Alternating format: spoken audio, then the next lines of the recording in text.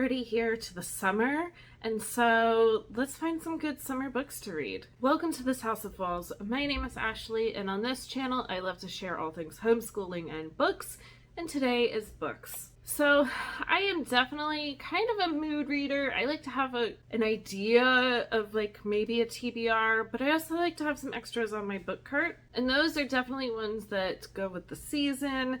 And it just kind of makes it fun. I can pick and choose if I want to read anything. So I went through all my shelves and I found a stack of 10 books to pick from. Most of them have something to do with summer, or the cover looks like summer. So I'm excited to have these and hopefully pick through them throughout the summer and find some good books to read. Alright, so I have stacks of books here in different categories. My first half of this TBR. These are 5 books, and they are all Book of the Month books. So just a heads up, a lot of these, I don't know what they're about. I know kind of the main premise, but a lot of times I like to go into books kind of blindly. I just kind of enjoy it a little bit more. So these two I have had on my shelves since 2023. One of them came out in February 2023. So let's talk about that. It's Mame. This has been on a couple TBRs of mine so far, and I just haven't gotten to it. I'm really hoping to get to it because that screams summer. I know it's a family drama, so I'm really hoping to get to this. It's not a super long book, but yay. All right, my next, it doesn't say on the back, but it was released in 2023, and that is The Secret Book of Flora Lee. Again, this has been on a couple TBRs of mine. I want to read it, and I just haven't gotten to it. I think this is on my spring TBR too, but the cover, spring, summer, take your pick. It's nice and green and lovely, and I want to read it. So this one, oh, that's right. When a woman stumbles across a mysterious children's book, long-held secrets about her missing sister and their childhood spent in the English countryside during World War II are revealed. So I think that this is pre-World War II with young girls, but then one goes missing, and then the other sister finds a book that had belonged to that missing sister, I think post-World War II. Another good family drama.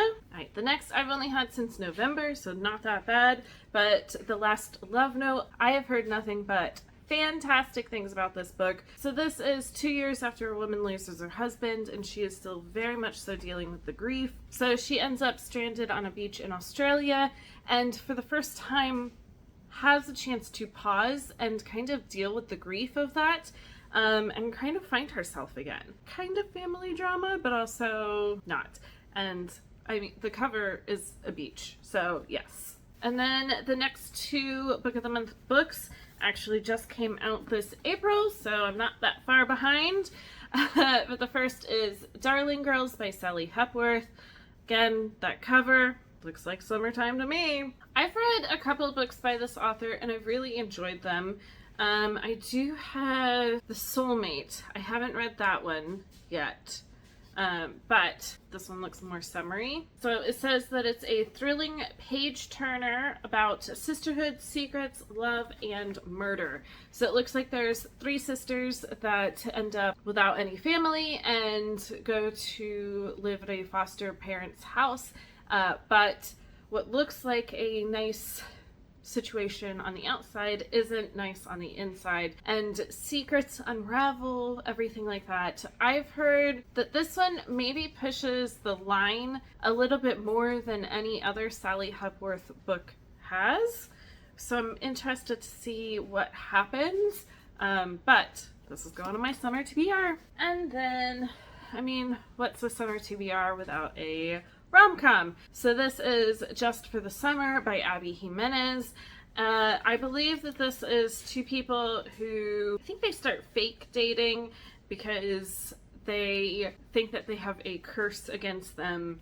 Then obviously sparks fly. So we'll see. It's been a while since I have tried a rom-com. Last rom-com that I tried, it didn't go well, and I generously gave it 2 stars. Most times though, I have success with Abby Jimenez's books, so we'll see. Then the next is When Women Were Dragons. So this doesn't take place in the summer. I mean, maybe it does, but it doesn't say anything about it. But this cover is absolutely beautiful and screams summer to me, so I picked it up. And also, I needed a little bit of more fantasy after more contemporary and rom-com and stuff like that. So this takes place in the 1950s when all of a sudden, one day, hundreds of thousands of women become dragons and leave their family situations behind. And so what happens to the families left behind? It sounds like families just kind of don't talk about it, which isn't that surprising. The front cover says that it boldly explores rage, memory, and the tyranny of forced limitations.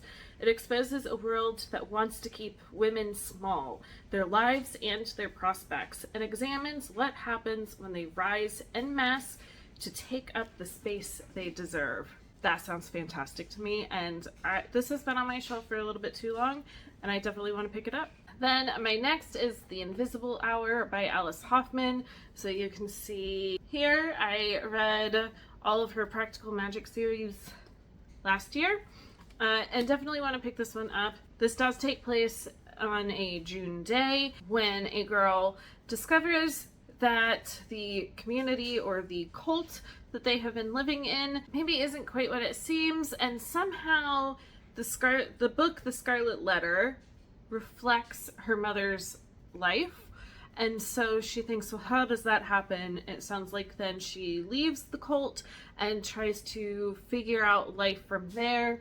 Maybe there's a little bit of time travel kind of stuff. That's kind of what it sounds like. Yeah, so it says she learns that time is more fluid than she can imagine, and that love is stronger than any chains that bind you. So I think that this one would be a good one to read. It's not very long, and definitely want to check it out. 3 more books, and now we're moving on to some softcover books. So this book is actually my mom's. I've had it for way too long. Definitely want to read it.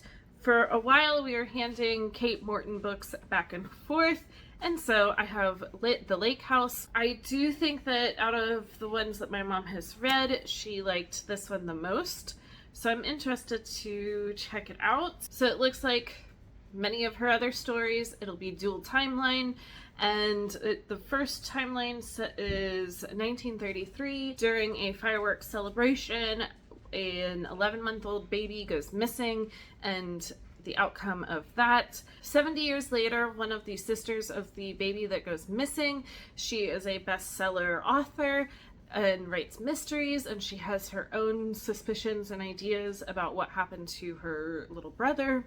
So I am interested to pick this up and read it. And then my next is Prodigal Summer by Barbara Kingsolver. So I've read one of her books. I am actually going to be reading another one really soon for a book club. And I had this one, obviously talks about summer. So the back here says, solitude is only a human presumption.